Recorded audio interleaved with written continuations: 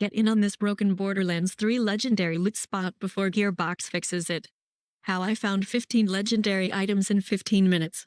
Part of the fun of every loot-based game is finding out how to exploit the system for better gear, faster, and Borderlands 3 is no exception. Players have discovered a location that spawns a guaranteed loot tank, or the equivalent of a bandit treasure goblin, that spits out legendary gear by the gobful. It's also extremely easy to find and farm, each run lasting about 5 minutes. I spent 15 minutes on 3 runs and took home about 15 new legendaries, about as many as I found throughout my first campaign run. Take a look at my glorious glowing pile. Don't stare too long or the loot will take you. Read on to find out how to get some goodies for yourself. I'd hurry too.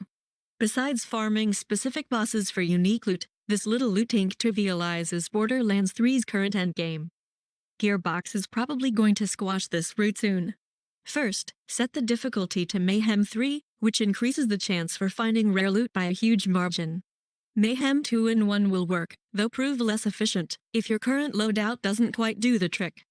Next, head to Jacob's estate on Eden 6. Head to the marked location on the map below, sprinting past the hordes of bandits, and look for the purple-tinged loot tank. He spawns from beneath the deck every time and is usually the first of the bandits to show up.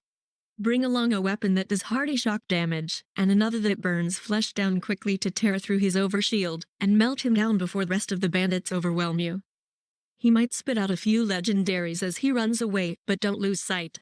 Finish the guy off and be sure to open the bag he leaves behind. It'll likely spit out a few more legendaries and some very rare purples. To repeat the run, just zip back to the Jacob's Estate fast travel point, quit to the menu, and load back in.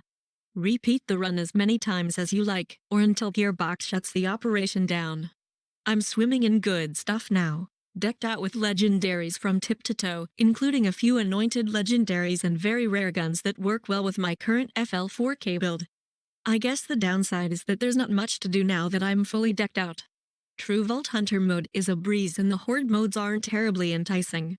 But damn, I'll be ready for that raid boss when it arrives sometime this fall.